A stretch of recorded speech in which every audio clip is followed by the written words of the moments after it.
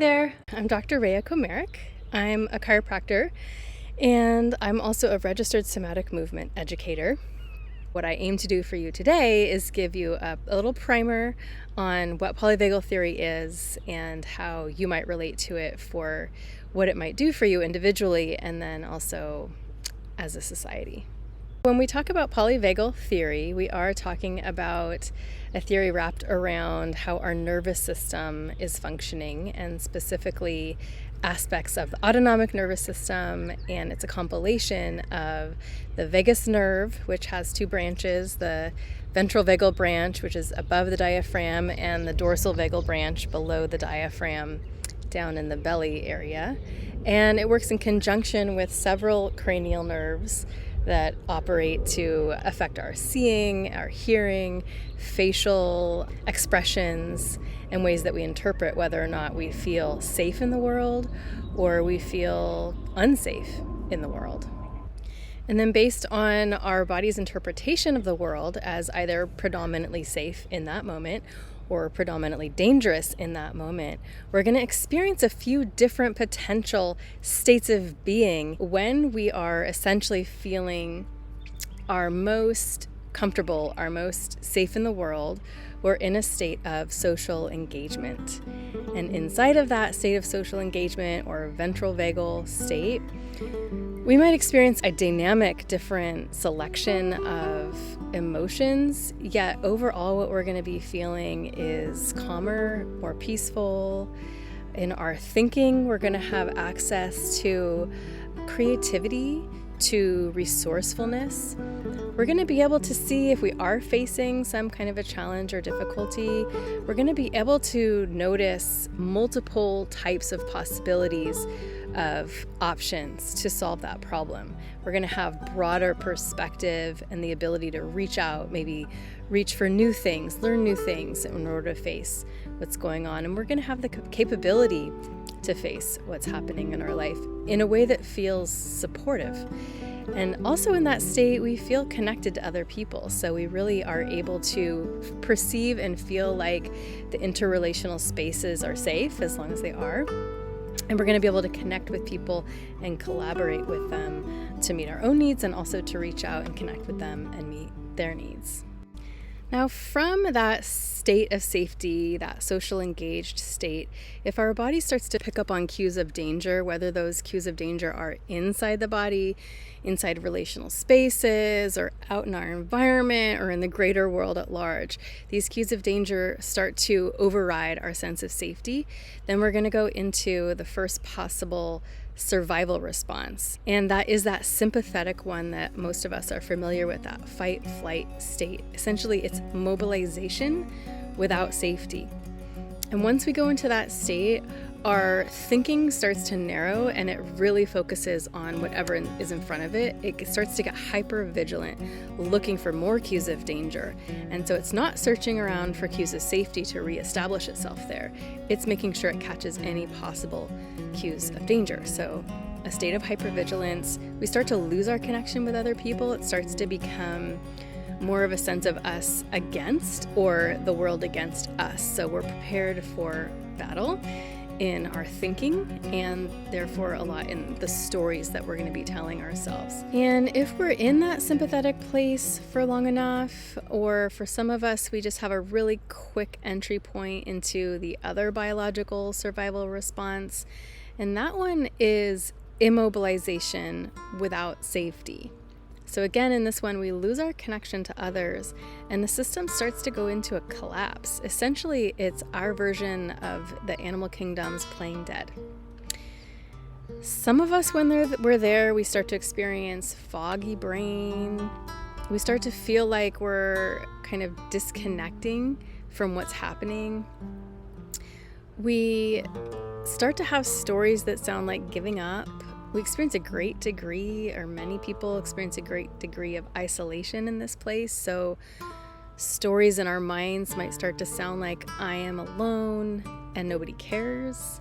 There's not a level of feeling resource like one could reach out to other people. In this place, the story of isolation is pretty strong. So one might even forget that reaching out to other people is a possibility. Now, if we have a healthy, functioning nervous system and it's responding to cues of danger and cues of safety in a accurate way, then our bodies, if they've gone through that sympathetic stage and even dropped into that dorsal stage, then once the body perceives that it's returned to a state of safety and it's picking up on the cues of safety around it, now we're going to rise back up through a mobilization into being safe and social again. And there's also two blended possibilities from that state of safety. And one of those blended possibilities is when we feel safe with mobilization. And that's going to look like play and a feeling of social engagement where we're really able to be creative, have fun, and explore and be playful. And then we also have the capacity to experience immobilization with safety. And that's when we're really connecting with either our own inner space or with another person or people, and we're accessing intimacy. We're really able to feel ourselves slow down and perceive slowness as something that we can tolerate and that feels safe to us. And in that space, often also we can access emotions that we might really need to access, like grief and sadness, and feel those from a state of held safety inside of our nervous systems. And this ability helps us really to be with and meet our life material as it's arising. Now, there's also reasons why a lot of us might not experience this nice fluidity in our nervous system.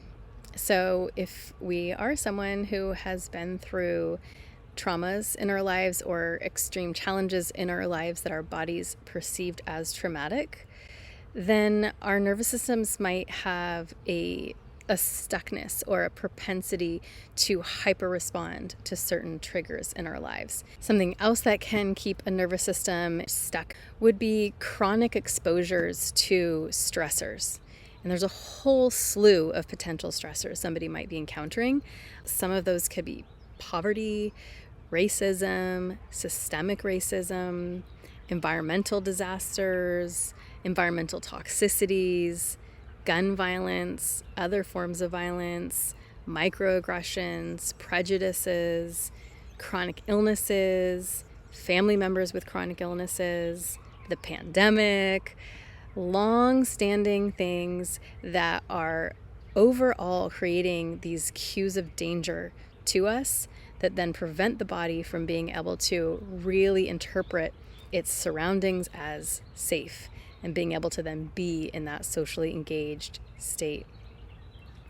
And another area that can affect our tone of our nervous system and its fluidity is our ancestry. So we know that we inherit these responses, these nervous system responses. So if our ancestors have been through chronic stressors or traumas and it has impacted their nervous system and how their nervous system travels through these different states, or if it gets stuck in survival states, then we know that our bodies are actually have set points that are affected by our ancestry going back for many generations.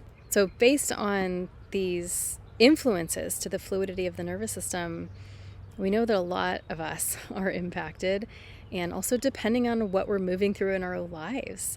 I know for myself, I'm moving through perimenopausal changes, and as those hormones start to shift and change, the body starts to perceive, or it can perceive, lack of safety from those changes alone.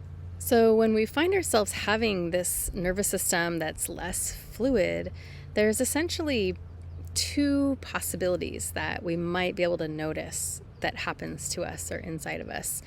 And one of those is going to be a hypervigilance. It's a nervous system that is really connected to the negativity bias, where we're just chronically looking for cues of danger. Essentially, we're waiting for the next shoe to drop. And we're so tuned to these things happening that the body is really trying to be in service to us and make sure that it's on the lookout for cues of danger. However, a body in this state often misses cues of safety that could be cueing it and telling it that it actually is safe or relatively safe enough to come into that social engaged state. And then another direction that we might find ourselves swinging is actually in the opposite direction, and that is becoming unattuned to cues of danger and hyper-focused on cues of safety. And some sort of popular language ways to look at that would be toxic positivity or even spiritual bypassing. This is a mind and a body that's so focused on looking for the good or looking for a sense of positive things around it that it actually can't grasp, connect to, and move appropriately with cues of danger that are actually happening.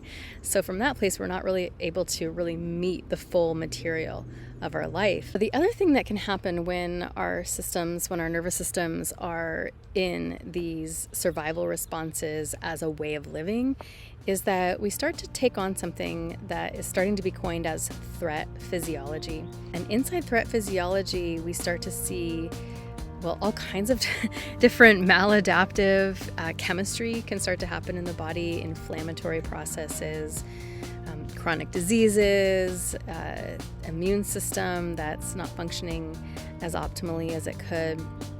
There's all kinds of physiological and chemical cascades that can start to happen as a result of being stuck in this threat physiology.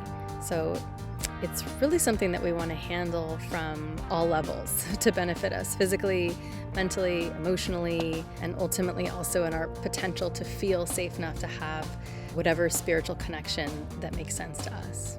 If we find ourselves in this place where we do have threat physiology, where we're noticing that we do feel isolated, we do have this sense of being separate, cut off at times when we don't want to, one of the beautiful things we can start to learn how to do, and this is a term that I learned from Deb Dana through her books and through taking her Foundations of Polyvagal Theory course, is to go through a process of befriending the nervous system.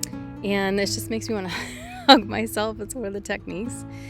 And it's truly learning how to really become acquainted with ourselves, acquainted with the patterning of where our nervous system is going, to embrace the fact that our nervous system is taking us to these places in service to our survival, to start to listen to where our nervous system is taking us and why, and then to really learn ways to resource ourselves. And there are a myriad of ways to resource our nervous systems, to move in the direction of comfort and safety, and start to reestablish it for us so that we can start to have the nourishment of the good stuff and the glimmers that are happening in our lives and take those in while also being able to move with the challenges that are happening. We can also really amplify something called co-regulation, and I love that the Polyvagal Theory has really defined the fact that we aren't meant to regulate our nervous systems in little isolated pockets throughout our lives, that we're designed for co-regulation, which means the feeling of harmony and nervous system fluidity and returning to that social engagement system in relationship with other nervous systems that we perceive as safe. And so by doing all those things, by leaning into learning how to resource ourselves, befriend our nervous system, for me, there's a lot of somatic movement practice that I have found to be so valuable for my nervous system and for working with others. We really can increase our nervous system's resiliency again so that we can meet what's happening in our lives. We can embrace what's happening in our lives. We can also befriend the nervous system when what we're meeting is overwhelming for us and does put us back in survival responses. We can embrace and understand that life is dynamic, that we will move through all of our nervous system states, and yet at the same time, we can increase the access we have to the experience of safety so that we can meet our life with a higher degree of resourcing, resiliency, and hopefully plenty of windows of joy and playfulness as well. Again,